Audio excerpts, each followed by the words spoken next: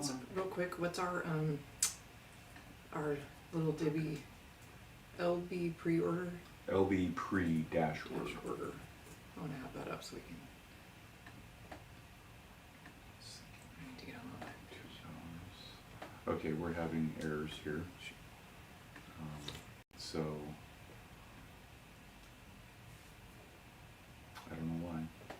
I just turned off all my stuff. Did you turn off all your stuff? Dropbox is off. Okay. Oh, little Dibby's trying to open here. That's okay. That shouldn't be that big of a deal.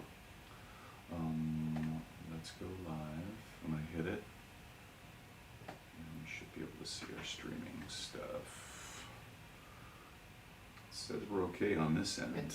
Oh, here, let me refresh. You're live. There's an error. I wonder if it's from the error. Okay, so we're doing okay.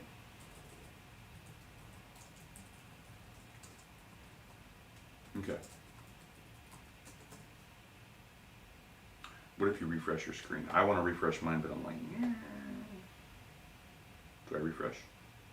I've never done that before. Yeah, we still have an error. What's the deal? I can put this on airplane mode, but it's not on Wi-Fi, so it shouldn't be a problem. Okay, so that's that. I can go unplug the 3D printer right now. Kind of messed it up though. No. Yeah, it's poor stream. I'll go unplug it. That's fine. Okay.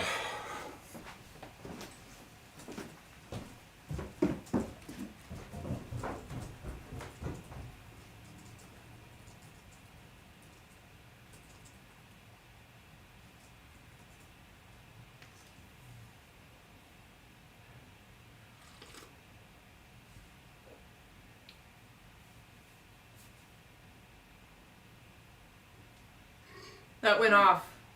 What? Oh, it went off and then it came back on. Oh, well, I don't know what to tell you, dude.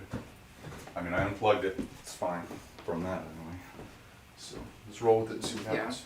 I don't know. Okay, so mics are on. Let's do this. Okay, I'm gonna go in. Oh, mic's already on. Yeah. Okay, so here we go. Hey, you guys. Hey, good morning, guys. I just realized our mics were on that whole time. We're scrambling around. Yeah. For some reason, it was showing us we had really bad connection with you guys with our live, so we were running around trying to turn things off. And Yeah. Yeah. So you guys got to see some pre-production stuff. So good morning. Good morning. Happy Saturday. So how are you guys today? Yeah, hope you guys are good I today. know. Yep, you guys were so excited. It's supposed to be like 61 degrees here and sunny today, so we're just like really, really warm today. Yeah, and it was like a low of like 28. It was so really cold last night. Big swing in temperature swings for us. We're not really used to that. So hopefully it's warm where you're at. It's warming up. It's sunny, or it's gonna get sunny.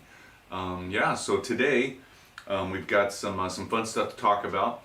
We're gonna first go over some of your guys' online questions like we usually do now and answer some of those, and we're gonna have some fun. There's some really great comments and questions. Yeah, we've had some really good questions lately. I feel like people are just kind of like, a lot of us have already been thinking about gardening and doing a lot of things, but I feel like a lot more people all of a sudden kind of woke up and were like, oh my gosh, I have a lot to do now. Spring's coming. So we're getting a lot of questions about daffodils and mulching and canna lily bulbs, and it's been super fun to see. All over the place. It's great. I know. Yeah, it's really good. So yeah, after that, guys, we're going to get into our main topic today, which is containers for spring ideas with plant ideas and inspiration for you guys. And so it's going to be kind of a part 2 from last week, where we're going to take some of the plants that we talked about last week and bring them in and show them in containers and how you could possibly use them.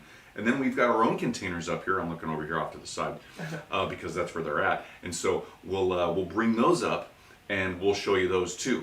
So I'm going to show you what we have and what we expect and how these work either well or they're doing okay or what's going on. Yeah, that's always fun to think about. Like, there's so many different materials that containers can be made out of, and what's useful, what do you need to be careful about, what plants maybe don't work in certain containers. Yeah. So that'll be fun. Yeah. So yeah, guys, and then we'll go through some other things, talk about some what's flowering, growing in our yard, and do a video roundup, and then maybe some announcements, and then field some more questions for you guys if you have any at the end of at the live show here today. So, yeah. Yay! Woo! So, how are you guys doing today? So let us know in the chat if you're here, and if you have any questions, just burning garden questions or whatever. But also, what is one gardening goal you have for this weekend? Oh, yeah. Like, if I could think, I don't know, I have like 50, of course. There's like 1,000 things I want to do. We have big lists. We make to-do lists. I know, it's like, it's sunny out, I gotta do everything in one day. Yeah. Let's see, for me, I want to get some more vegetables sowed, direct sowed outside. I figure, hey, it's nice out, let's do it. Yeah. I'll have to run that by Sean, the ones I want to plant anyway. Yeah. And maybe get some more flower seeds sowed, because why not? Yeah, more flowers the better. I know, I want more. Yeah, spring's coming. Are we about a week out? I think it's like, we're a week out. Yeah, it's a week from today. Yeah, it's a week from today. Wow. That's weird. You know, we were also in shock that the Great Grow Along is next weekend. Yeah. Because we feel like we've been talking about it so much, and We've been oh my gosh, really it's next talking weekend. about it. But yeah, it's coming up here, guys. I mean, 7 more days, actually 6 more days, and it'll be here. It starts on that Friday, the 19th. 19th. Yep. So, yeah. Oh, and we've already had some winners. If you don't know, we ran a contest last week on Instagram, YouTube, and in our email list too. And so we gave away a whole bunch of tickets. And we gave away a lot. if you're here with us today and you were a part of those ticket giveaways, you know who you are, and congratulations. And we can't wait to see you there. And also, if you're just planning on attending, we can't wait to see you there too. I know, that's going to be fun. Yeah, but not good news. The more exciting news is that we've got our new contest going on for this week. Oh, yeah. And for those of you that aren't aware yet, this whole month of March, Sean and I decided we want to just give a whole bunch of stuff away all month. Yep. So we've partnered with some of our favorite companies, and we're offering little fun giveaways every week. Yep. So each Wednesday we're releasing the new contest for the week, and it ends every Sunday of that week. We got the one currently running right now is a giveaway on Instagram and YouTube here for a set of a folding handsaw, 10-inch razor tooth handsaw, and then some 3/4-inch hand bypass printers, both by Corona, who's been great. They're sponsoring this giveaway. They're awesome. Chris, if you're listening to this, thank you for making this possible. And so get in on those giveaways. I can't remember when did we run that video for the contest? That was Wednesday. the hydrangea one. Oh, it was our hydrangea pruning video. Yeah, so if you haven't entered that yet, get on it because you got one more day. And then I wanted to say too, this weekend I want to get out in the garden. I want to get into one of our projects on our side garden a little bit. Yes. And kind of redevelop that a little bit. We've got so many projects going on, just just like you guys. We literally have so many projects, like big things. Like we're completely renovating our whole backyard. One part of it. Yeah, we are. And really. we're kind of on pause on that a little bit, but I love your idea. Yeah, kind of get things prepped for what's coming up next. That sounds fun. So anyway, just wanted to throw that out there. Real quick, good morning to Real Genie who Real Genie. chimed in. Hope you're doing well, buddy. Sherry, good morning. How are you doing? Good morning, and I Sherry. love your. She plans on doing some weeding, mulching, and sowing seeds in milk containers. Wow. Yes. Awesome. It's my kind of list. Super ambitious. Hey, mulching. That's on the list Mulching. too. Yeah, we still got a pile. We have a pile of mulch. Fall. We have a lot of mulch. We kind of always have a pile of mulch. Yeah, the neighbors are always asking us, when are you, is that a new pile or has that always been there? It's the same pile. So, yeah, you guys. So super cool. Yep. It's Very gonna be a great good. day, and so we're happy you're here. Make sure to throw any comments or questions, into the comments area. And then if you're watching this on the replay, definitely comment down below and ask us any questions or throw any comments out there. So. And just to recap, if you want to get in on this week's giveaway, check out the hydrangea video from Wednesday of this week. And what you need to do is make sure you're following or subscribing to our channel, and then comment why you want the pruners and the handsaw. Yeah, pretty easy rules. Pretty easy. Yep. So this will be a fun. There's a lot of people entered, so we know, Real Jingy, you're entered into that. So cool, I think Sherry did too as well. Cool. So there's a lot of people we know already in there. So that's super cool. So let's. So again, good morning. And coffee, tea. I've got my tea. Yes. Grab your cup. Let's do this. Okay. So first, again, great questions this week. So this came from a video we actually posted last year, which was a very new to us thing. We weren't really good at filming yet, so we were thank kinda you dialing for it in bearing, right bearing with us in that video. But caring for daffodils, before and after care. So we actually have a couple questions today from that video, because daffodils, right? Kind of top of mind right now. Yeah. They're popping up almost everywhere. They're and who doesn't love daffodils? I know, beautiful. So okay, so I apologize in advance if I mispronounce your name. Edelvisa Areola. Areola. And I'm sorry. But okay, great question. Sorry, though. She says she has daffs at home and they are done flowering. Oh yeah. Wow. And noticed that some of the leaves started drooping and turning yellow. So the question, they cut the leaves but left some of the leaves still standing. So some of the leaves were droopy and they're turning yellow. They cut them off. Mm-hmm. Some are still standing and it sounds like they're still green. Mm-hmm. Is this okay in order to revive my plant? And then thanks for your help. Well, okay, good question. There's a couple different things that go on with daffs. Some of them, I don't know. I'm not really familiar with anything that double blooms or blooms again from a daffodil. Yeah, daffs are kind of one and done, right, for the season. As far as I know. So if they've already bloomed and they're done blooming, then what you have is you have your daffodils. They're still photosynthesizing, or they should be. Usually they do after they're done blooming, because now they're still storing the energy. They've already gone through the reproductive cycle. So now they're like, okay, we've done that. That's done. Now let's get some energy. Let's suck it down into the bulb so we can continue on with our reproductive cycle underneath the ground, and then shut down for the year. And so the yellowing that you saw possibly could have been the plants just going through that and starting to shut down a little bit. If there was some overwatering or some other type of stress going on with the plant that it didn't like, maybe some really intense heat, or there could have been a little bit of nutrient deficiency maybe, but not sure, because we're not there. We don't have all the information in front of us, so these are all kind of what ifs, maybes. So that could have been a reaction to the plant's environment, but it seems like you cut those away and you left some other just leaves, some healthy like leaves some there. Healthier ones were left alone. So it seems like it's going to be okay. That should be okay as long as you basically didn't cut the plant all the way down the ground already and just remove all of the leaves. It's still going to go through with those leaves you left and still keep going through its cycle of photosynthesizing and storing that energy for next year to go dormant. So, I would say right now your plants, from what you said, sounds like they're going to be fine. I think what I'm concerned about, maybe, and we don't know, but is it okay? Is this going to revive the plant? And the answer to that would be no for this season. I mean, the plant's alive, the bulb's alive. Yeah, the bulb. It sounds like the bulb's alive. I don't think you're gonna, like we said right when we started talking about this. Usually, once they flower and that's all done, it's done for the year. It's not going to come back up with another flower and stalk and all that. So, unless it's a specific variety that does that, but I'm not aware of any that do that. But something out there that does. Yeah, there could be. You never know. There's always new varieties and new plants they're coming up with and developing and breeding. So, but as far as I'm thinking, reviving it, it's pretty much done for the year. Keep those green leaves. If it still has green leaves, keep watering it. Yeah. And then once those leaves go dormant, you can kind of stop watering it too, and then it'll just go dormant naturally from the dryness, and then it'll do its thing. It should be fine for next year. And that kind of applies to all bulbs, really. Pretty you want close. to leave all those leaves. If they're green, leave them alone. Yep. If it's green, what did I usually say in years past? If it's brown, cut it down. If it's leave the leaves. Leave the green. Leave the green. Leave the green, but if it's brown, cut it down. Yeah, that was. Yep. So really easy to go by. That goes for daffs, tulips, grape hyacinth, gladiolus. Glads, crocosmia. A lot of the different bulbs out there. So great question. We love bulbs. I mean, we literally.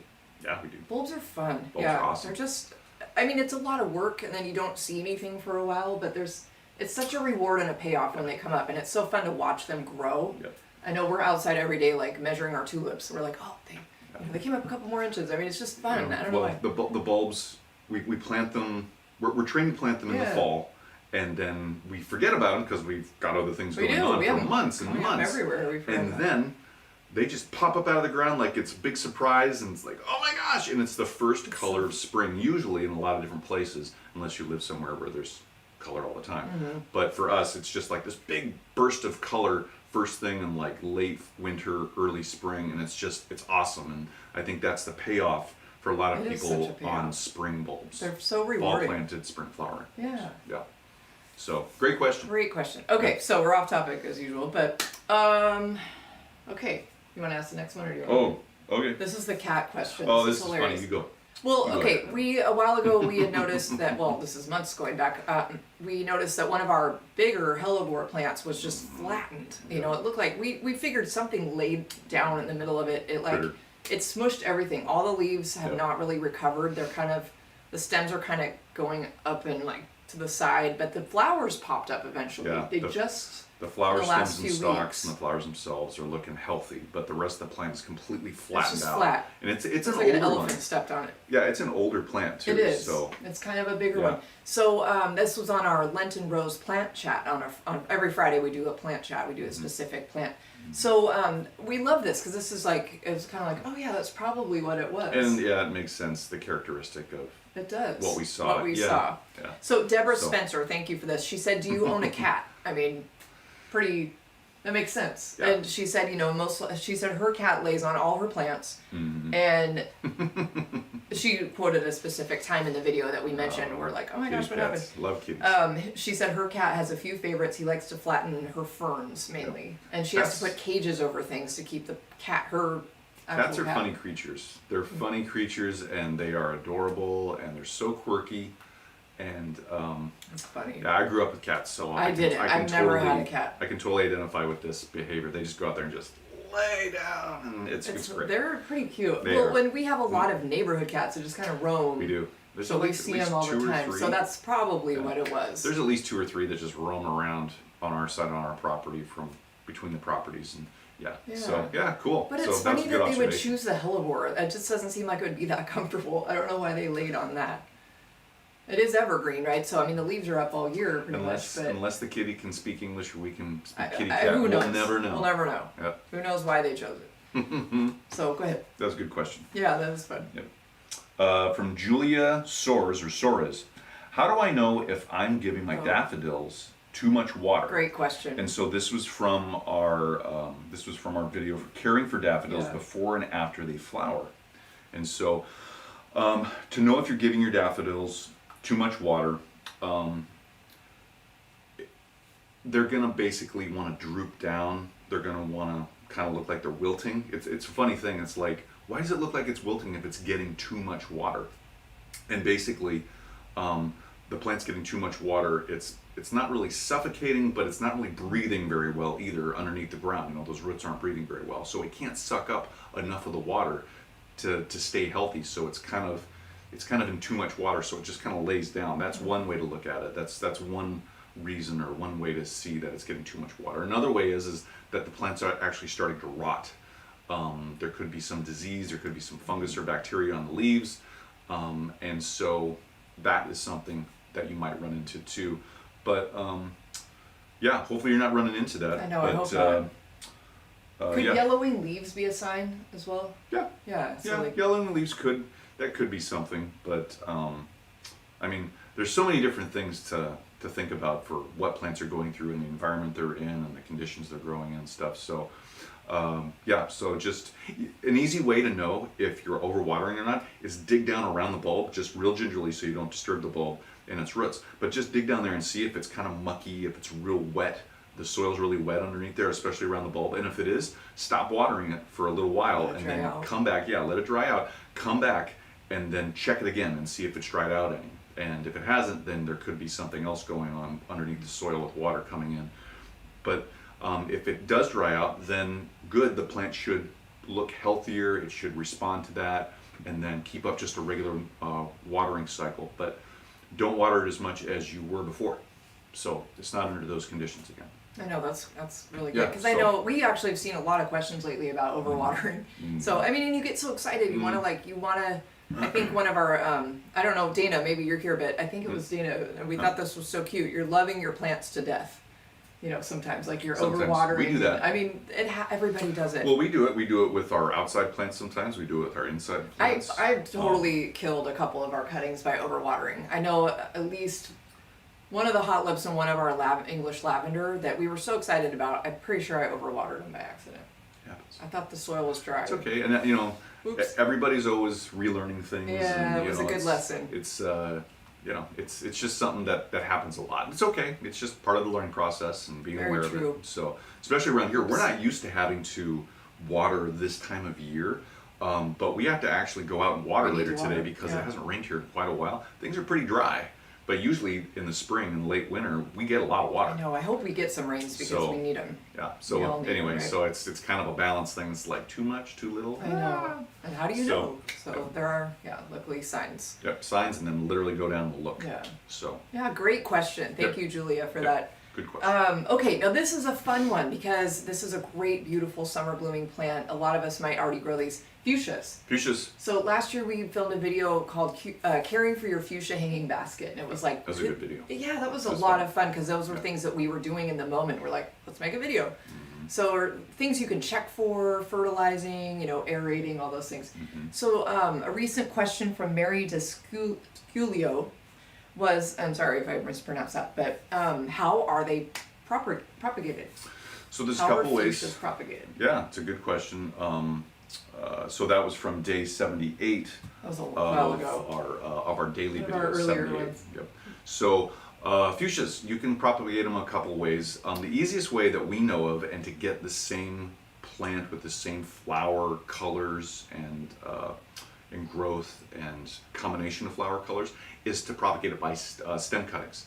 Because basically what you're doing is you're cloning the plant. You're basically taking a piece of it off. It's going to have the same genetic material in it that the rest of the plant does that you saw, especially for that flower, if that's why you want to propagate it and continue that into the next year. Cuttings are an easy way to do that. So we have one of those right here. And so here's one of our cuttings right here. And this is one we took last fall, I think, or late summer. And it's doing really well. We've got 3 of them in here, actually. They're all really healthy. This is so exciting. Yep, so we've got 3 plants in here. They're all doing well. We need to transplant these to get the roots, let the roots grow, let the plant grow a little bit more. And we're going to make a video a little bit later about that's coming up pretty soon, actually. The plant shoots to roots ratio and how that factors into how healthy a plant is and how it grows. And so that's coming up here. But this was fun to do. I think these look great. Oh, here. I want to see. Oh, you want to see? Okay. While you're doing that, I'm going to look up. We have a couple books here that we use as references for propagation. One of them is this one right here. It's a little bit older. Both of these are a little bit older, but it was when I was in college when I used them for my class and stuff. The Complete Book of Plant Propagation. So this is more of an English-British side of how to propagate things. There's a lot of idioms and things in there for the British language and British personality, so it's fun from that way to look at that. But it's packed full of information. And then here's another one for propagation that we use. Now this is more of like a textbook. It's a good one. It does a lot of explaining. There's a lot of learning that goes on. But in the back of this book, there's all these different reference pieces to specific plants and what to do and when to do it. And it's really fun. So this one is Plant Propagation, Principles and Practices. This is the 6th edition. I think they've got a newer edition than this one, but all the information is super cool. I'm going to look in this one and see if there's other ways to propagate fuchsias. Well, propagation could be sowing seeds as well, right? Exactly, So, that's what I'm going to look for. You can sow seeds of fuchsias, obviously, but I'm sure it takes a really long time. Yeah. It makes me curious because we've never grown fuchsias from seed. So. No, and it also depends on where you live. If you want to overwinter a fuchsia, you might be able to do that in your climate, or if you have the facilities to do that, basically like a garage or greenhouse or somewhere that it can be protected to overwinter it.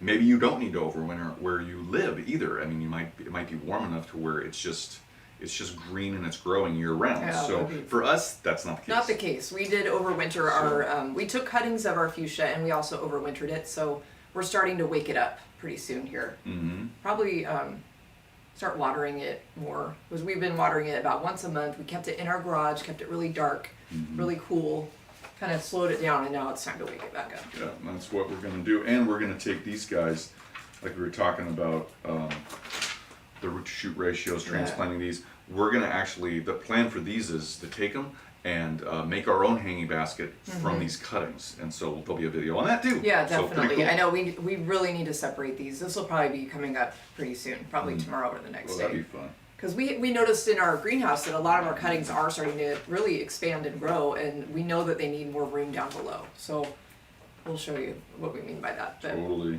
we want them to be bigger. We want big lavenders, and we've got some hot lips salvia out there that have done really well. Again, I kind of killed a couple of them, and then we also had an aphid infestation, and that might have. That was fun. That was not fun. But the spray that we used to take care of the aphids definitely affected some of the other cuttings, we're pretty sure. So, yeah, unfortunate. I'm not seeing anything in here for seeds per Okay, se. so maybe You might be able to keep buy the researching on seeds. that. Well, you might be able to buy the seeds too, but stem cuttings is the easiest way to do it. Like we took it here, we took it in late summer, early fall when the plant was still alive and it didn't go dormant, and so that's when we took our cuttings. But you could probably take them in early summer to midsummer too if you wanted to, while that growth is still really succulent and new, and that'll help with the rooting process. We used root hormone too, so we used a root hormone all from Amazon. We can put the link below, I guess. And so, but it was easy. So yeah, so good question. Great question. We love propagating as well. It's just like little mini experiments. So we've already got a couple new ones in our mind that we want to get to this year. So we'll. Yeah. Always experiment. I know, right? So there were a couple other comments we just wanted to touch on because they come from some of you who are here every Saturday with us, and we love that. Thank you so much. Real Genie, if you're here, we just wanted to throw out, if you have any questions about hydrangeas, you mentioned that you had one, and you might have some questions about it. So let us know. Yeah.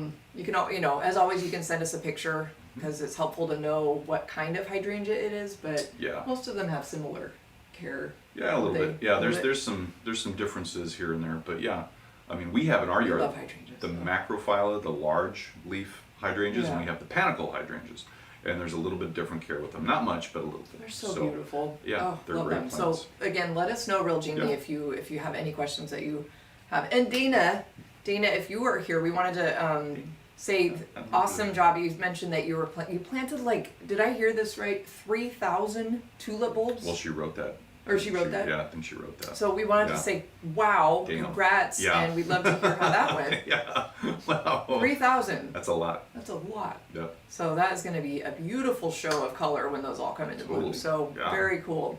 Really cool. And I think that's it for questions I today. think so too. Yep. Because we were excited awesome, you guys. to get into containers. Yeah. Any questions though before? People. Okay. We've got a great group here.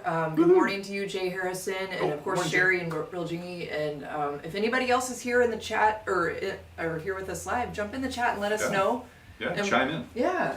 Earlier we were talking about what's one main garden goal that we have for this weekend ahead, or maybe you have multiple goals like me. I have a ton of things I want to do, but. Let us know in the chat. Well, you guys. Yep. So cool. So questions are done. Q&A's over. Main topic today. So we're gonna. Today's focus is, like Sean mentioned earlier, part two of last week. We started talking about spring plants that would make great container plants especially for like small spaces. Yes. Right? Yeah. There's a lot to choose from. So it's many. hard to know which plants go with what and what looks great together, and where you have space, what containers do you have, what do you have to go buy, and then companion plants, it gets kind of crazy, but there's so much. We've got some great examples to show you today, and then also, before we get into this, make sure when you're putting together containers, make sure to know what your why is, why you're putting containers together, what your goal is for that container.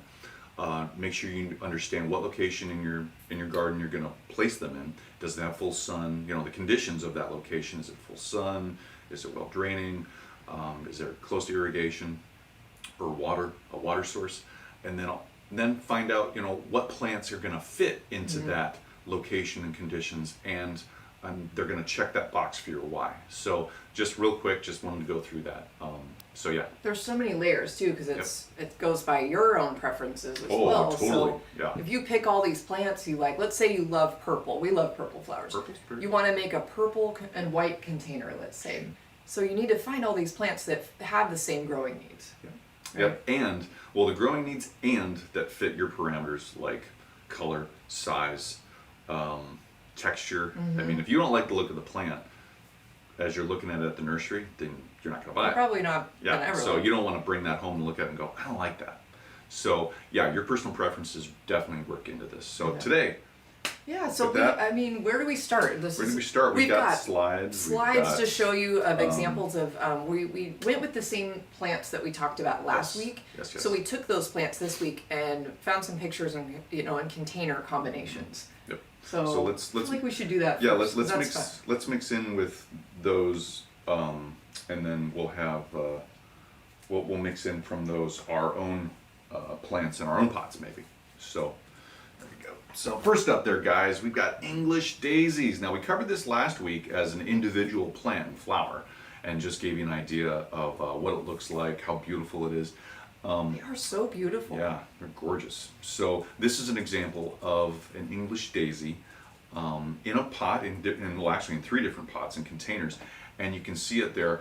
The one on the left is our planter here at our house, and it's a mixed planter. It's got a bunch of different plants in it. Those are companion plants to the English daisy. Possible examples of what you can plant with an English daisy this time of year when it's flowering. And so there's cyclamen, there's daffodils, there's even a false dracaena in the center there. And so what we did there is we made sure that we placed these English daisies on the perimeter of that pot, because they're a low grower, they're real showy, so we wanted them front and center. And so also they're planted around some larger plants, and so they won't get shaded out. They'll get sun, they'll have some room to grow there, and everything just looks really beautiful with that combination of those colors too. I know, I really like those color combos. So yeah, and then let's see, the picture in the center there, that's a different planter. That's not ours. That came from Pinterest randomly. We were looking for beautiful examples, and this one just spoke to us. It's not the best picture though. It's a little grainy, so sorry if it's a little hard to see. It's a good example. It's a great example. Yeah, yeah. So yeah, you can see again in that mixed planter with as large or not as large as English daisies usually get. They're pretty small, smaller grower. They really are. So you can see again, it's put on the periphery out towards the edge of that container, but that combination is beautiful. I love those soft colors. And then you can see the last picture on the very right. That's a mono planting. That is a planter full of just English daisies, different colors. And doesn't that look nice? I know, I really like that. That really pops. Yeah, it does. Especially with the dark colored planter and then all the light colors up top. That really accentuates that. Yeah, those English daisies really are. We bought ours, I think Sean already mentioned the container on the left is actually currently in our yard. We made that. And those English daisies were forced, and we've been able to enjoy them for a long time. But the ones in our yard are just starting to bloom. And they're so just little and cute, and they're just like little buttons. They're just tiny. We'll get some pictures and show you guys next week. But yeah, so that's those are some examples of what you can do with English daisies. There's a whole bunch of other plants, depending on where you live, that you can put in a container with English daisies. So definitely some inspiration there. Yeah. So let's go here. Whoops, sorry about the black screen, guys. Okay, next up. Oh, this is one of it's a favorite of ours. African daisies. So last week we talked about how African daisies are a great spring blooming plant. They also will most likely rebloom in the fall with some deadheading and some good care and whatnot. So you can get a kind of a double whammy out of those. So we have a couple different options there. You can see the African daisies are in the, if you're looking at the left container there, they're in the back, that big mass of red, just bright flowers. They kind of look like a daisy. So that's beautiful. And let's see, we've got some sweet alyssum in that pot. And what's that yellow? This is from Proven Winners. So this is a recipe they put together, and we're not sure the exact plant. It might be one of those little Bidens. Yeah, I was thinking it might be actually a type of zinnia. Might be. The leaves almost look like a zinnia. It's hard to say. We should have written this down. Well, But Yeah. we're looking at the African daisies, and that combo is beautiful. That Gorge. red and the yellow and kind of that creamy white. On the right there, you've got yellow, let's see, we've got yellow African daisies mixed in with, what are those, oriental Yes, it's a lily. lilies? It's Gosh, that definitely is a lily. gorgeous. Yep. Yep. That Gorge. really pops. Yep. Lots of other things in there. Mm-hmm. And then, yeah, we've got the just kind of a mono planting of African daisies, a big, just full container of nothing but the one plant. Looks like it exploded It out of that pot. exploded. But look at that contrast with the red and the white. That's Yeah. really beautiful. That looks gorgeous. So any of those would, I'm sure, look great on all of your balconies or decks, right? Because it's kind of a smaller space Oh, yeah. solution. Totally. So Yeah. it's fun to see, color combinations. Do you guys have any favorite color combinations you love for containers? Like, do you prefer certain, do you like really bright? Do you like all yellow? Or it's fun to think about. We're coming in with a big container. So this is a All big right. container. I'm bringing it in here. So Okay, wow. yeah, so this is an example. And also, guys, today what we're doing is we're also talking about not only the plants and the combinations of plants, but also the planters themselves. I mean, it makes a lot of sense to understand not only the plants you're putting together and how you're arranging them, but also what you're putting them in. Yeah. Because I mean, it can make a big difference. You can see. So this is a glazed pot, and it's, I love this pot. We it's love a blue. terracotta. It's a Glazed, yeah, terracotta. It's a glazed terracotta. It's beautiful. It's heavy. So Yeah. keep that in mind. If you got terracotta or glazed terracotta or even concrete that's been glazed, they're heavy. So make sure to understand that. Place them first Yeah. before you plant them, right? Yeah. And make sure that's where you want them, Yeah, because put- then you might not be able to move them later. Definitely place the pot where you want it, then start filling it with soil, then put the plants in. Because otherwise, for like this thing's got to weigh at least probably 50 to 60 Yeah, it's pounds. pretty heavy. And Yeah. I'm kind of looking up here going, this isn't the best example No. of plant material. But you know These are what? all kind of undergoing a wake up. Well, you know what? This was our either late. This was a fall This planter. was a fall planter Yeah, or beautiful winter, yeah. viola And so there. we've got our mum, our viola here. We have I believe we have a yellow pansy in here that's kind of deadheaded it and cut it back, so that's I regrowing. think it's this one. We had a This beautiful viola. gazania in here, and that did not overwinter very well. Didn't make it. So that Yep, was had to come out, but was that's so okay. pretty, too. You know, We're gonna have to- we were on the cusp. We knew it was Yeah. kind of iffy. So, but again, this is a great example of lush green. It had bright flowers, and then the glazed shininess of this pot. So consider the pot too when you're putting your containers together. Yeah, because I mean, this container too, it did fine over the winter here. It is glazed, it's a little more protected than terracotta, which is very brittle, could be. Well, it's Right. yeah, the terracottas are porous. Yeah. They're clay, so they're porous, and so when the water gets into those, it won't in this because this is glazed This and is- completely yeah. cut off from water getting into it. But the terracottas, the water gets in there, and then the water, when it freezes, it expands, right? So when water expands and freezes, it can break things. It's just so Yeah. that's what basically happens over time, again and again and again. Even in 1 year, freeze thaw, freeze thaw, freeze thaw. It breaks. It can crack terracottas. It's what happens on our roads out here too. And so with the asphalt and concrete. So anyway, so glazed is good for that, but That's another thing to keep in mind though when you're considering containers to use is, are you going to have to move it every year? Because if so, maybe be a little creative and put some rolling, little caster Yeah. wheels underneath it so you can kind of like move it around. Do you have a space for it over the winter? I mean, luckily we're coming into spring now, so we don't have to think about it, but So. it's just helpful. It right, is. to It really makes- kind of make that plan. Yep, have a little bit of a plan before you get into it. Yeah. So, okay guys, so And real quick, we've got some great comments and things Oh, going cool. on. So let's address a couple Let's of go these with before those. we go on. Totes. So Jay Harrison asked, did you start English daisies from seed, or do you usually buy it and support your local nursery? a little bit of both. Yeah. Yep. So we did this year buy some English daisies for a container out in the backyard, but we started. Okay, I was going to say from our favorite nursery. Yeah, from- yeah, Watson's yeah. Greenhouse. Yeah, they're just down the road here. I love them. Yeah, we do support local as much as we can. So then also we started English daisies 3 years ago. 3 years ago. Yeah, we had a wild, not a wild seed packet. Yeah, it was like a wild seed packet. Well, it was a a Daisy Crazy Daisy Crazy, yeah. So from it was Eden Brothers. Yeah, so We started that a couple years ago in our backyard on one of the hillsides, and because we just wanted to fill it out. At that time, we didn't have much time. We're just like, fill it in with beautiful flowers. I know. So that's how we started those by seed. So yeah, so a little both. And what's cool is English daisies are biennials, so they'll just kind of, we actually didn't even see them the first year.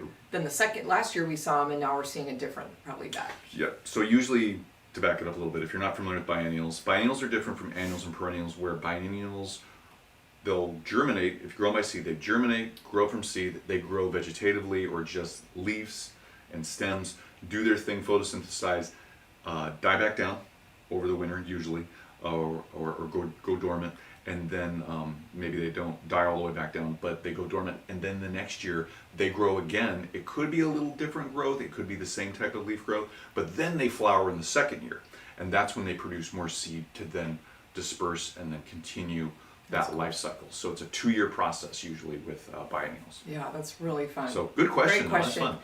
And Sherry mentioned that for container colors, and I totally agree. I love this combo. Pinks, purples, and whites kind of tend to be her go-to. Yeah, that sounds nice. And that you can't go wrong, right? It's interesting. This year, Sean and I have been mentioning or talking as we look around our yard. We're like, wow, we didn't realize we really have a theme going on with our colors this year. Kind of hot pink, yellow, and maybe white, and a little bit of orange. Yeah, we kind of drilled it down to we didn't know that we liked all those combinations until we actually started seeing them out there, and it's almost like a subconscious thing where it's just like we like what we like, we put it out there, and that's just what happens. Then we look at it later, and it's like, there's a little bit of pattern there. It's hilarious because we were like, but we don't even know we're doing it. We didn't realize like one container we created last winter, and different times of the year, and we're like, we have the same colors going on here. Yeah, so maybe you run into that too. They look great. We love them. Yeah. So that's cool, Sherry. Delphina, good morning, Delphina. Good morning, Delphina. So great question about containers and planting small trees in them. Ooh. So does it have to be repotted as it grows? Or should it be planted in its forever home?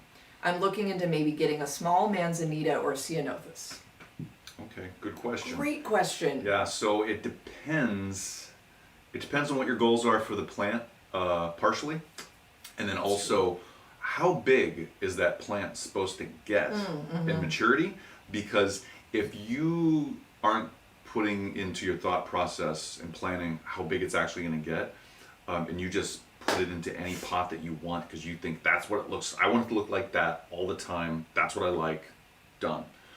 If you do that, you're going to have to do a little bit more maintenance on it than you would otherwise if it was in a larger pot that it would just grow into and that would be it.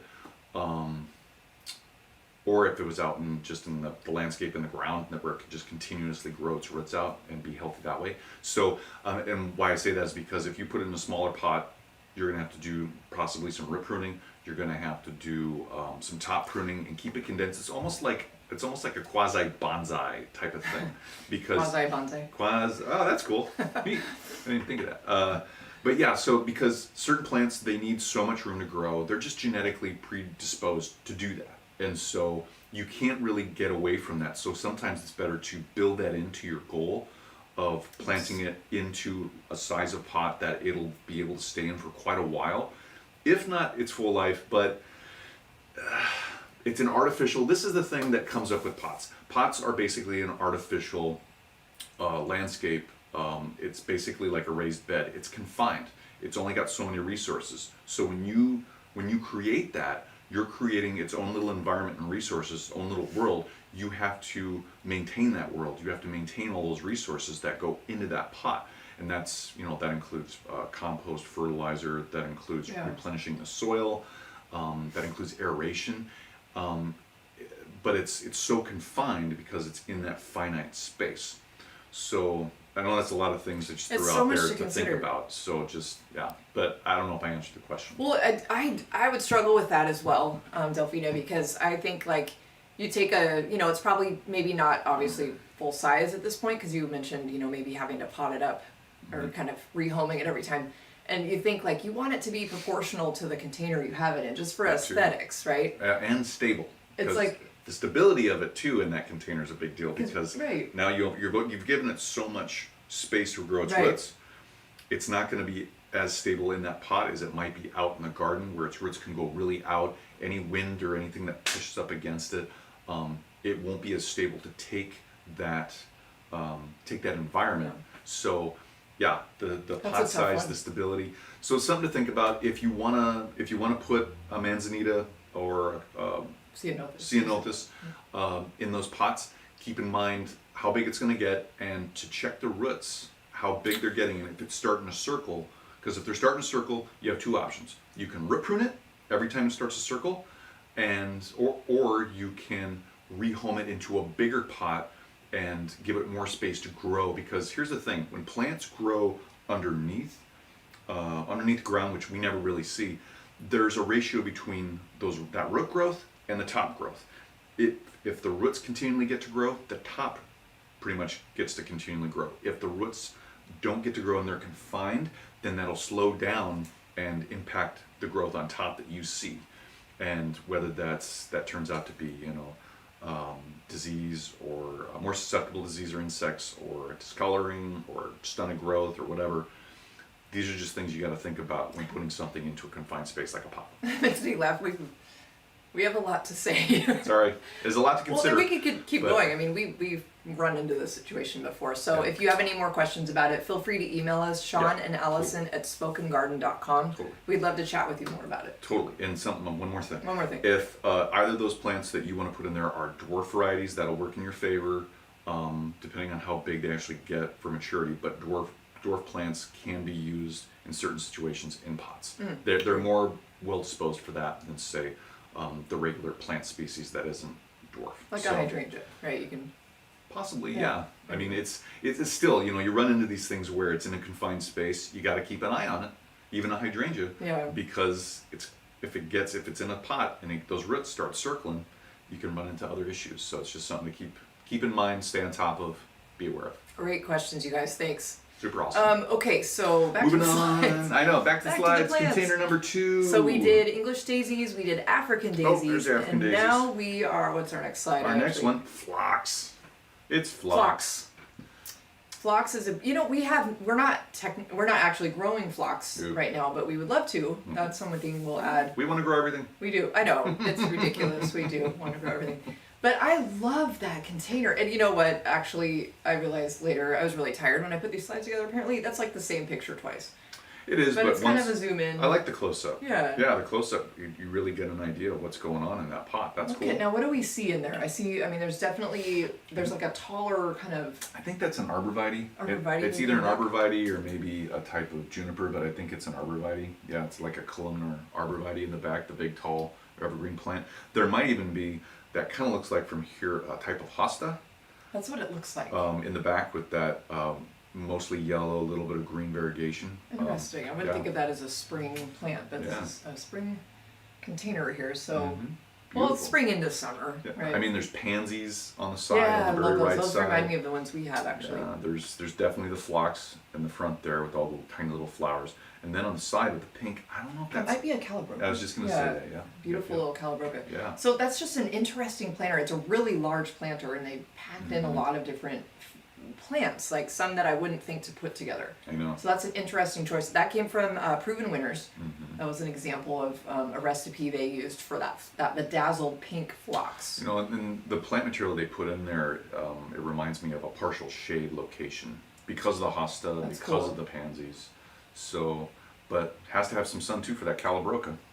I know, so interesting. Yeah, very pretty. I actually really like that planter too. It's kind of. I know, it looks cool. I know the square. We always go with rounds. We have a lot of round containers. Soft edged. Yeah, it's kind of like the squares are kind of nice though. Yeah, they are. It's different look. Yeah. So anyway, phlox. Yeah. Some options. There's a lot of ways to use phlox. Plus, you can use it just straight in the ground as a border or kind of. But there was a mass planting on that slide. Almost like a ground cover. Yeah. But it's just bright and vibrant. Yeah, some stay low, some get big.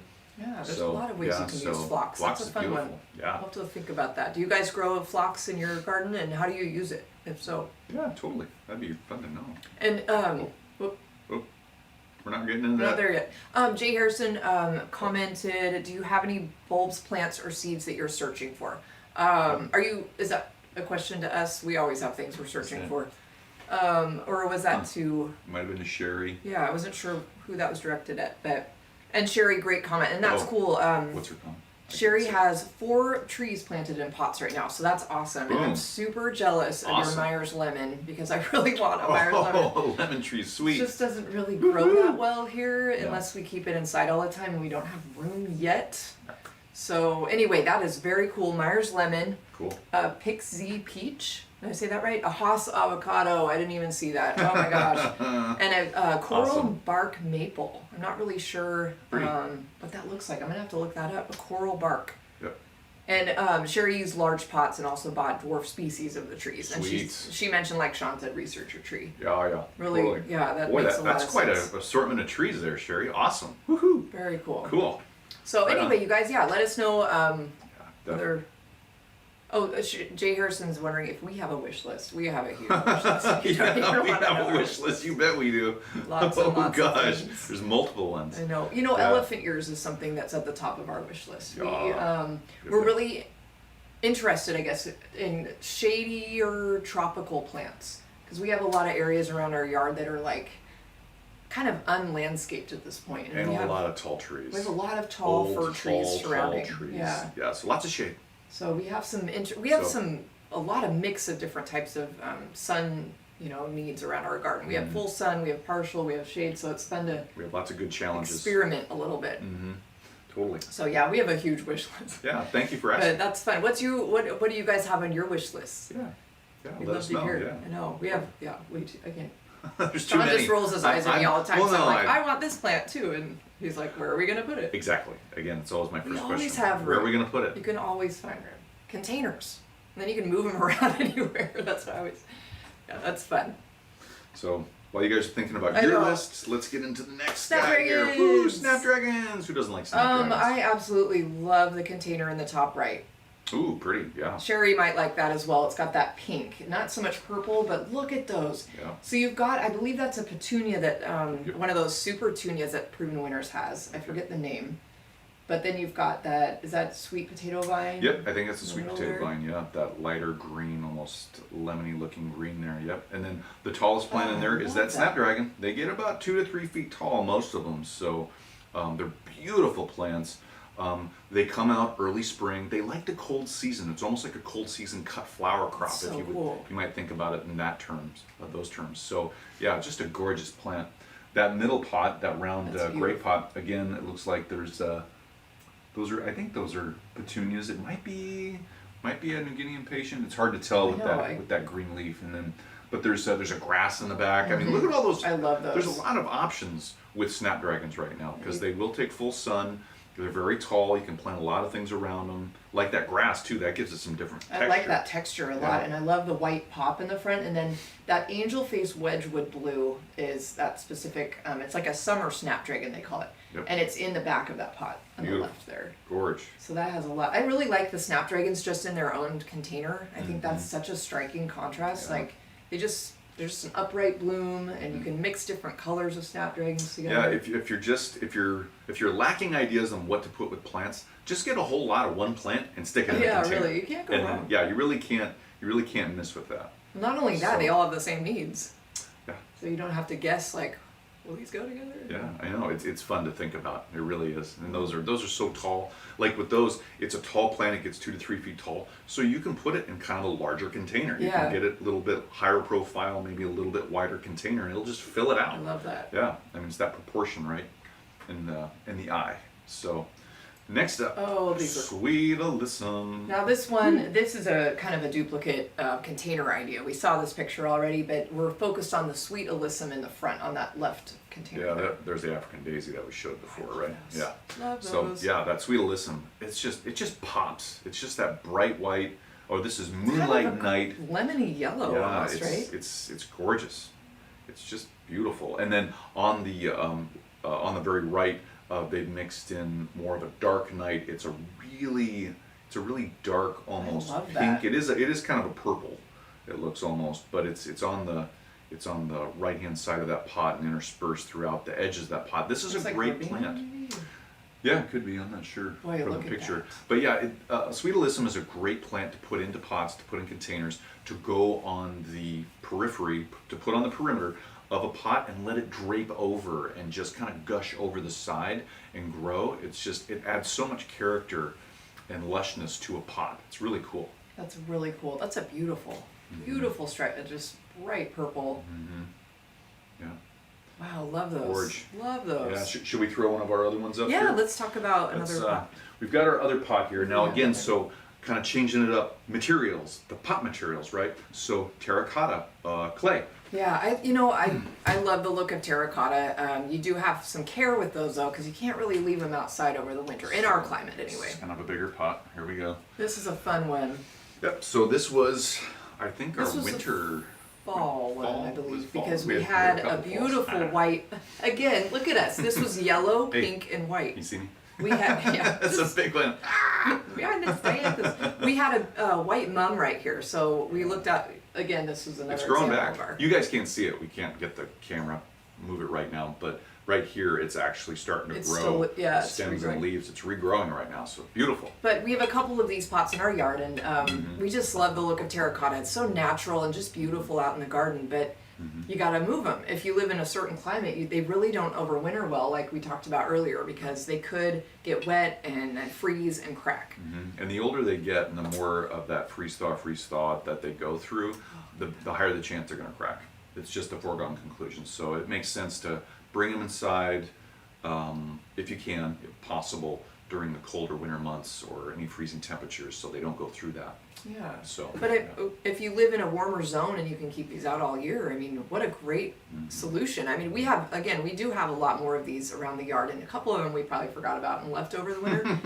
They're fine so far. We move everything up against our house or other structures, but you can plant, I love the look of terracotta because I feel like you can plant anything, any color looks good in them. I feel like there's really nothing you can't, terracotta goes with everything. it really does. It really does, yeah. And I just wanted to mention, we're smelling a very sweet smell right now. It's these pansies. Oh, I was wondering, okay, Here, is that the here. dianthus? No, here, go ahead. So, look at these big, beautiful yellow. Oh, I just love those. Yeah. Oh yeah. Oh wow. Woo! Yeah. So, do you guys Yes. have terracotta? Is that a choice that you prefer? And if so, how do you handle them like throughout a year? Are you able to leave them outside, or do you have to bring them in? So, that's a fun. So great material for containers. Plus, they're porous, like Sean mentioned already, and They're kind of fun because they mimic soil a little bit. Yeah, I was they thinking breathe. They breathe. That's the word I was looking for. So that's kind of that's a nice option.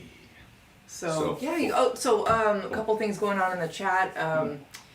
Let me back up here. So I love that you guys you're sharing ideas and like talking about cool. plants and gardening. It's so cool. This is exactly what we love to see. So Jay Harrison, we totally agree. Going back a little bit ago, elephant ears are going to be awesome. We can't wait. Yeah. Sherry, I'm excited to look, or we both are. It's a Japanese maple with red bark, apparently a coral bark. He probably already knows. I'm kind of familiar with it, but yeah. I would love to see that. Beautiful maple tree. Beautiful. Sounds so Gorgeous. cool. So, yeah. So we're still in love with it's a birch, but our paper bark white birch. It's got Yeah. this beautiful white bark, and it moves around in the wind. It and rustles. It's just, gosh, Makes it's a sound so in the wind. Gorgeous. Yep. Not a container plant. I know. It's probably about 50 or 60 feet tall. You think? Not that tall. Not that tall. Maybe But 30. because we've had to cut it a lot. Yeah. It's up right underneath power lines, unfortunately. But if we let it go, yeah, it would probably get. It's huge. It'd probably get 40, 50, maybe 60 feet tall. But yeah, underneath the power lines, it's been cut. Yeah, I cut, know. We so. have to kind of maintain it. Probably shouldn't have been planted there, but Nope, it that's shouldn't. okay. Grandpa planted it. It's okay. Let's see what else, you guys. Sherry just planted her first hellebore, yay, and Sweet. wondering when it's gonna bloom. And again, Sherry's in zone 9B. Okay. What kind of hellebore is it? Yeah. Is it a later? You know what? Here's the thing with hellebores. Usually they winter a little bit of late fall, but mostly through the winter. And so if you planted it right now and it's not flowering yet, chances are it might not flower until next late fall. That's possible, yeah. Possible. Because after it flowers is a great time to transplant it. Because it's less stress, makes sense. it's gone through its reproductive cycle, So it's a good time for the plant's health to transplant it after it's flowered. So wondering if you bought it new, or is it from a friend, or you know what's some of the backstory. I know. That'd be cool. And hellebores are so gorgeous. There's so many amazing colors. They have double flowered hellebores that Beautiful. just are huge. Oh, and hellebores, So pretty. if you don't know, good to know. Hellebores don't like to be moved or transplanted a lot. So once you get it in the ground, try to keep it in that location or in a pot, if it's in a pot, for a good 2, 3, maybe even 4 years before you divide it or transplant it to a new location. Oh, great advice. Because they're a little finicky that way. So. Okay, so Cool. in the chat, Jay Harrison, to answer your question, we are in zone 8B. 8B. So it's a nice kind of middle zone. Like it's fairly warm most of the year. You know, we get the rain and a little bit of snow, but It's like temperate. we're on the cusp where we have a lot of plants that are only zoned for 9 and above that do overwinter here. Mm-hmm. So we're kind of sometimes like, oh, we hope it makes it. We push the envelope. We push the envelope a little bit. But See what we can get away yeah, with. we kind of, well, like the gazania didn't make it, but all of our African daisies look like they're doing okay. Yeah, they're actually coming back out in the front yard in the ground. And those are actually almost closer to a zone 10 and above. Yeah, But- we had some really cold temperatures this past like month or so ago, and it was down in the 20s. Yeah, that was. And yeah, they're not rated for that. They're not at all. So, but we they're ma- overall. Yeah, Oh, go ahead. they're making it. Yeah, they They're look making like it, they're yeah. okay. So we're like, oh, because they're so pretty. Mm-hmm. And Delphina, that's cool. It's terracotta pots with a bunch of succulent arrangements Ooh, yeah, totally. Yeah, on totally. a porch. Oh, So that heck yeah. sounds beautiful. Great combination. Yeah, that's Yeah, a really good I combo. know. Yeah. Cool, you guys. Yeah. Awesome. Keep the chat going. Okay, we've got a couple more slides, I think. Yeah, I got a couple. Dianthus. Oh, there we go. We just showed you one of our dianthus. So I just love dianthus, and I'm still now talk about wish list. This on the very bottom. On the bottom of this slide here, you see there's a container that it's called Fruit Punch Cherry Vanilla Dianthus, and look at those blooms. Now, a lot of times you don't see. I didn't find a lot of kind of examples of dianthus mixed with other plants in containers. So on the top right there on the slide, that actually came from our yard from last year, and we mixed kind of a random mix of things. Actually, we've got a beautiful dianthus there. We've got lobelia. And we also put a petunia in there. And I would have normally thought to put those all together, but they did really well and actually had overwintered and are coming back now. So that's kind of fun. So actually, I believe that container made an appearance in the book. Now, I don't like the container that it's in, to be totally honest. That wasn't we just kind of ran out of space and started grabbing whatever containers we could find. So that was more of a top picture of the flowers. But yeah, so that was a fun one. But that beautiful, that Fruit Punch Cherry Vanilla is on my wish list, and that's at Proven Winners. So then you see, let's see, there's a bright pink, it's called Paint the Town Fancy Pinks. Well, they call them pinks. Pinks, dianthus, carnations, they kind of are all used interchangeably, but they call them pinks usually at Proven Winners. So talk about pink though. Look at that bright pink on the left there. And I love how they paired it in a really light colored container, so it really makes that flower just pop. So it really shows off, right? Sherry, I bet you would love that one, that pink color. So those are really beautiful. Do you guys grow dianthus, or have you ever grown dianthus? Because they're a beautiful plant. And we have dianthus all over our yard, and we love them because they bloom multiple times a year. We can get them too anyway. So depending on where you live, you might be able to kind of get a fall bloom out of them too. Oh yeah, I know. It's like that reminds me of the vinca that we just showcased yesterday. Oh my gosh, our vinca grows like 3 times a year sometimes. Yeah, the candy tuft. Yeah, candy tuft. Yeah, it's just kind of random sometimes. Sometimes we have some random things. I think they really like our mulch too. I just think they like it here. They like it here. We see things that should not be blooming at certain times of year that bloom. So we feel like we're in this. Not only are we on zone 8B, and we're in this kind of temperate climate, but we're in our own microclimate in our little street here, because things that my mom lives in zone 8B as well, and our climates are totally different. Yeah, she lives by the water, which has a completely makes different sense. climate. Yeah. It's warmer usually most of the time. Out where we are, we're far away from the water. We're about 300, almost 400 feet above sea level, and we're kind of between. It's totally different. Yeah, we're up above a couple of valleys. So yeah, it's just every microclimate is so unique. It's always fun to think about. So cool. Do we have? I think we might have one more. We got 2 more. Actually. You guys are finding some great things out there. So let's see. Oh, Hellebore Sherry said she bought it at Breck's and the leaves are really healthy, so that's awesome. I know her. That's okay.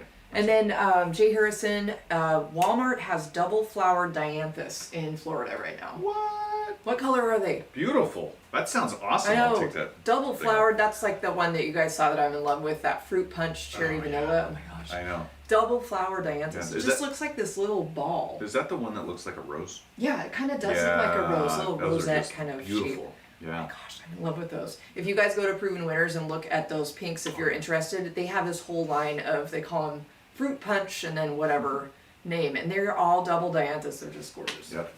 Provenwinners.com. I think they're all on my wish list maybe right now. So Okay, sorry, I know we're getting on in the morning it's all here, good. guys. Yeah, we are. We're kind of a little bit further on than we usually are, well, but this is fun. We this did is really start cool. kind of late. Sorry about that, you guys. Yeah, sorry guys. Okay, so Impatience. Another favorite. Woohoo! Look at these. Rockapolco. Look at those. Love that I name. love that container I know, combination. that's beautiful. All of them actually, they're gorgeous. The one on the far left, it's in a hanging basket I know, actually. that's so cool. So I never would have thought to put Impatience in a hanging basket With until I saw coleus this. and sweet potato vine. Yeah. What a beautiful combo. I know, it's just gorgeous there. Yeah, this one, this Rockapolco purple, it's a double Impatience, a double flower. It reminds me of that dianthus. Yes, it does. That we just looked at. And so, I mean, it's got that full lush flower, that bright purple or really, you know, just vibrant, almost dark pink. I love that. And then, yeah, just all that color combination is awesome. And, you know, this works really well too, you guys, because that hanging basket, all the plants in there, mostly shade lemon. I know, I love that. Part shade to mostly shade. So that would work really well for us. That whole basket might be on my wish list, actually. Wow. Cool. Because I love that Rockapolco. I think it's funny, they call it Rockapolco purple, but it's definitely like a hot pink. Yeah. Kind of a magenta almost, so. So guys, yeah, if you don't know, I just mentioned Impatience like part to mostly shade. They're very soft tissued, but they're just beautiful, and they work well in shaded gardens along pathways. They don't get extremely big, super tall, but they're great for mass plantings, definitely for containers too. So you can see here just all these combinations, just gorgeous. And we had to throw in a picture just showing that orange frost Impatience that we showed you last week, just what it might look like. You know, I don't know if I love that combo that they have there, but that orange just pops. And so, and to make sure you guys know, that orange frost is what's called a Nugidian Impatient. That's different than just that regular Impatient that you see on the left. The one on the right, it's got different leaves. It's darker. It's pointier. It's more serrated. So it'll give any container definitely a different look. But yeah, gorgeous. It's fun to see the differences. It really is. I do love that orange flower, but I think I would arrange it a little differently. But it's fun to see what it could look like. Yeah, maybe it's the pot it's in. It almost looks like the pot it's either a terracotta or maybe it's a bronze type of pot. It's interesting. I don't know what it is about that, but I love the flower, but yeah, I don't. Yeah. I think it's the plant. Oh, really? Okay. I think there's more you could do with that. So that'd be a fun one to experiment with. I change the pot. You change the pot? Yeah. Definitely not my style. So, but cool. Yeah, that's fun. Okay, I think that might be it. We got one more. Oh, one more. Lobelia. We have more. One more. This is it. One more. We have so many, and this is kind of like the grand finale. There's so many options on this page. Oh my gosh, yeah, Lobelia ultraviolet. You can do so much with lobelia. I'm so used to buying lobelia at the, just a garden center that's either those little beautiful white or maybe that light blue if you can find it. Yeah. But these purple. Yeah, they're readily available almost everywhere you go. I mean, especially up here in the Northwest, we see them everywhere, and yeah, they're so versatile of a plant to use. Again, it's a little bit lower grower. It likes to drape over that's fun. pots, so it's good for the perimeter of a lot of different kinds of containers. They've got it in that hanging basket too, which is cool. That's a fun idea. Wow. I just love that bottom right picture with just the light, kind of that light purple and just that light colored pot. It's just, I don't know if they've shaped it into kind of a round or if it's all upright. I mean, that's really interesting. They possibly have, but it could be just it's just its informal look. But yeah, that's that works well together. That is a beautiful combination. Yeah, totally. So you guys, I know we've geeked out on plants probably long enough. We actually have one more container option to show, and this is kind of a basic. Yep. So you might be thinking, well, I don't like glazed pots. Maybe they're too heavy. Maybe it's not your style. You don't like maybe terracotta, again, heavy, or just you don't like the texture of it or how it goes with your plants. Plastic. plastic. Yep. There's different levels of quality of plastics that are around, but you know, in different shapes. This is a really nice, easy shape. I like the shape of this. Yeah. These came from Crescent Gardens. If you've never heard of Crescent Gardens, they have some pretty interesting options for containers, and they have some vertical planters and different things. So a little bit on the higher end for price, but very durable, high quality, good stuff. You can find at your local nurseries something similar to this, and yeah, it just depends on what you want to do and what look you're going for. So we like. I don't know. I go back and forth. I love like plastic containers because they are just lighter. They're more durable. They, you know, you can plant anything in them and really be safe. But then sometimes you want a little more formal look, and that's probably not going to be necessarily the plastic, right? Yeah. Unless like this has this classic simple look to it. I like the look of this. I love the shape. Yeah. So I mean, you can with plastic you can get away with a lot of different things and give that look and feel that you want. That's a really good point. So, but yeah, it just depends on you and what you're looking for and how you want to go about doing it. It's fun to think about all the materials. I mean, you can have concrete planters. You can have baskets. Wood. You can use. Oh, we were gonna grab a grow bag. I forgot to bring that to our session, but grow bags are kind of a big thing this year, or they have been, you know. But that's kind of a fun thing. You can move them around and grow vegetables in them. Yeah, there's a great book coming out by Kevin. Kevin from Epic Gardening. Yeah, he's got a whole book on nothing but how to grow different kinds of vegetables and flowers in grow bags. That's so interesting. It's really cool. I picked it up the other night and just kind of thumbed through. It's a lot of good information, so you guys should check it out. You should. We got an advanced copy of it, and we're really enjoying it. It's an interesting option, you know. And his perspective on how to grow things is interesting too. Yeah, it's fun. He's got a really unique perspective and good perspective on how to grow things, especially in the grow bags. So I think that's I love you guys. You're totally making me jealous because they're talking about everybody wants to go to a nursery now and look around. We want to go too. I know. Oh, we have a huge list, and yeah, that's cute. So you guys could be each other's plant enablers. You can never have too many plants. Now, I'm not going to be very helpful in saying, don't buy that, because, you know. Who says that? Who would ever say that? Who would ever say that? You can always find somewhere to put it. Yeah. So I know, I want to go to a nursery now, too. It's a beautiful day to do it. Got a lot of plants on the wish list. But we are going to focus on some seeds today as well. So that's kind of part of our plan. Yes, we have to sow some seeds. Okay, speaking of sowing seeds, and you guys, we've kept you here so long, I'm sorry, we'll try to wrap this up. We keep forgetting to show you our most exciting new thing. We almost forgot again. Yep. Can you grab those? Yep, little dibby.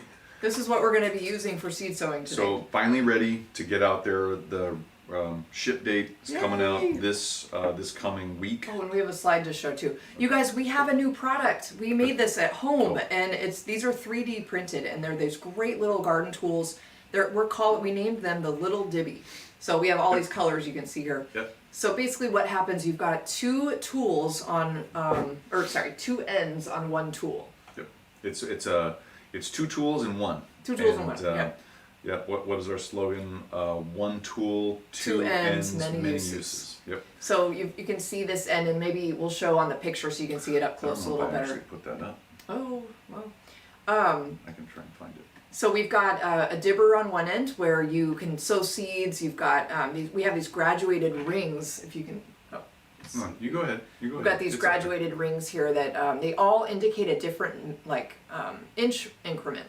So if you have seeds that need to be planted at 1/8 of an inch or 1/2 an inch or even 1 inch, there we go. You won't have to guess. So, you just put it in the ground. Oh, here we go. So we go. Yep, here we go. So that's up on the screen there. You can see it. The Little Dibby. I love it. And we're so excited. The name is fun because it developed over many iterations, many different changes to it. But we came up with this with Dana's help too, because she steered us towards the Little Dibber or Didger. She was calling it Little something, and we kept calling it Little Dibby. Oh, that's cute, and then it just sort of fell into place. Yep.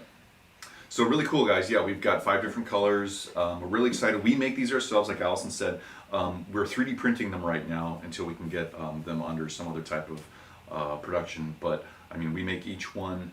They're beautiful. They're so useful, and we're just excited about it. We're so excited, it's ridiculous. It's hard to put it in words. So excited. The one end we didn't talk about, the Widger end, which you can see on the top right hand picture. You want to explain that one? Oh, sure. Yeah, top right-hand photo there. That's me using it right there. And basically, the Widger end of it, it's great for thinning out plants very gingerly and making sure that you don't cut or crush the plants around it. If you're just using your fingers, it's really easy to get in there and just literally crush the stems of the new plants. They're so tender, they're not hardened off, they just started growing, right? So they're not going to take a lot of abuse very well, and it's hard sometimes to thin them out by hand, dig them out and thin them out by hand, and then get them back in the ground. Well, with a little divvy, you just stick that end in there, the Widger part, the scoop part, and get between the plants, find the one you want, pull it out. You can use just the divvy itself or your other hand to do it too, to get it out of there and tease it out, and then you just take it and put it in your next where you're transplanting it to. Simple. And it takes a lot of the guesswork out. It's a tool. I mean, in a way, it's more surgical than just popping all these plants out of a pot that are grown all together, or even in a cell, and then trying to literally finger through and separate them. And you're crushing them. You're doing different things to them. They're not going to like that. With this, it goes a lot faster and a lot easier. I love it. So anyway. So they're available for pre-order now, you guys. And I mean, we wish we could send these all out to you for free, but we unfortunately we can't. We can't. Yeah, but we just did dial in a lot better the shipping on it. So, yeah, we did. We definitely were able to like fix that. We didn't feel comfortable with the shipping costs that we originally found. It was too expensive. We're like, this doesn't weigh that much. No, so it's like tiny. Ounces. Yeah. So we found some other options that will definitely cut the cost. And these are $7.97 right now. Mm-hmm. So we'll run some specials on them and whatnot, and we might have some fun stuff coming up. Yep, and they're going to be available. We're going to try to get stuff going on. We're going to try to get these listed on eBay and on Etsy. Thinking about Etsy. Yeah, Etsy especially. So look for that on the page, the pre-order page that Allison already gave you. And I don't know if I did give it, but we do have one. spokengarden.com/LB pre-order. There's no obligation, you guys, but we'll throw we're this just so in excited here. about it. And it's just like, oh my gosh, we literally, this came together so quick and so fast and so easily for us. It was meant to be. Excited. And so we want to get it out there. If you guys, maybe you guys can help us like spread the word. If you know people that are like seed sowing and they're like frustrated, or they're trying to separate seedlings and they don't know how, tell them about our product. Cool. So. And with that, Jay Harrison, definitely come pick us up in your truck and we'll all go to the plant center together. I love that. This is so great. Plant enablers has become like, and plant addictions for real is what's being talked about right now. You guys, you have no idea. We have all found our tribe. We are all addicted to plants. Those are both and it's great. okay. I love it. We can enable each other. We need to celebrate and support all the plants we buy that we don't know where to put. It's for a good cause. It is for a good cause.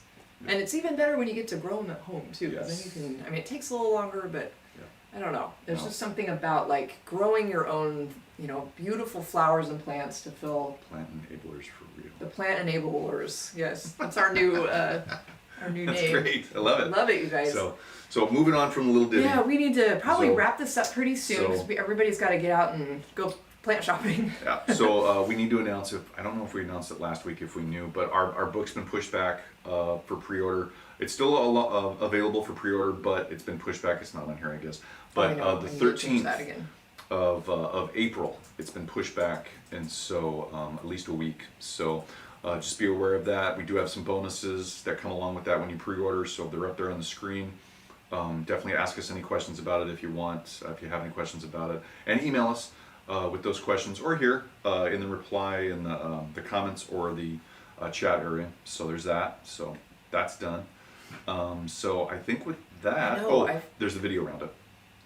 Well, we'll go through this really quick. Yeah. So if you guys have any questions, we showed off the little divvy a couple times and probably like way too much. We'll probably have to tone it down a little bit. Back. Yeah. We're just like ridiculously excited. So we did a short on Monday, 3 reasons to harden off your seedlings. So that was a fun one. And then again, sowing flower seeds. And then on day 342, pruning hydrangeas in winter, and that's where we announced the new giveaway for the Corona tool set. Woohoo! So we'll be announcing that winner. The contest ends tomorrow, so you can still enter on that video if you haven't already. Tomorrow at midnight. And we'll be drawing probably Monday or Tuesday. Yep. We'll announce by Tuesday. Yep. And then again, we took Thursday off again. We're starting to kind of see a trend where we're like so busy on Thursday we haven't filmed yet. But yesterday, we did a Vinca minor plant chat. So if you're not familiar with Vinca minor as a ground cover, we'll show you. Yeah. Check out that video. Periwinkle. So cool, you guys. So okay, guys, so sorry, we're like this has been a crazy day. It's been a really fun morning, and we love starting our morning with you guys, talking about plants and gardening and getting ideas and inspiration from you guys. Having coffee. You guys are amazing. Thank you so much for being here. We're the team plant enablers. That might be our new motto. That's hilarious. And yeah, it's awesome. It's so true. It is so true, and we can't wait to hear more of your what garden goals you accomplished this weekend. So definitely come back next week. And we didn't tell them yet. You guys, we will not be here next week on Saturday for our live because we're going to be at the Great Grow Along. Yep. We kind of have to. Sean and I have to be available kind of all sort of certain hours on Saturday because there's a live question and answer session that we're going to be a part of. Mm-hmm. So I'm sorry to say that we won't. Yeah, we won't be here, but we're gonna have a video come out like a daily. It'll be a daily, and we'll get that out on Saturday. So. Oh, I'm bummed. Yeah, I know. We're having so much fun today. I know. But we'll be back the following Saturday, which I think that might actually be the 30th or whatever Saturday is at the end of March. So skip next week, and then we'll be back the week after. Yeah, we'll be back. But please contact us on the, comment on any of the videos and let us know how you're doing. And you can always email us at SeanandAllison@spokengarden.com if you have any comments or questions. Or please do. We want to hear from you. We love hearing from you guys. Yep, love hearing from you. So, with that, guys, I guess we're going to wrap it up. That's it for today. Thank you again for being here. Thank you so much. Yeah, I know, it's all the chat and everything's been awesome. And all Team your questions. Plant Enablers. Yep. So until we see you in 2 weeks, have a great weekend. Have a great weekend. Couple weeks until we see you, and we'll see you in the garden. That's right. Bye, everybody. Bye, guys. Little Dibby. Little Dibby. Yay. Go buy plants. Mm-hmm.